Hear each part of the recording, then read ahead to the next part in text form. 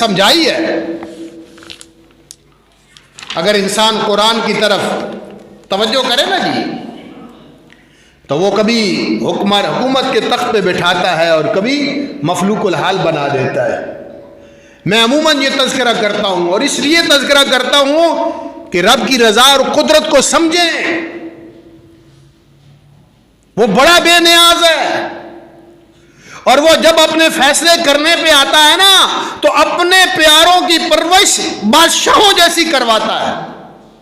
حضرت موسیٰ علیہ السلام جن کے قتل کے لیے فرعون نے ہزاروں بچے قتل کر ڈالے تھے، مصر کے اندر تمام پولیس کو، تمام انٹیلیجنس کو، تمام فورسز کو آرڈر تھا کہ جو بچہ بنی اسرائیل کے گھر میں پیدا ہو فوراً اس کا گلا گھونٹ دیا جائے۔ مجھے نہیں معلوم کہ کون سا بچہ میرا اقتدار ختم کرے گا۔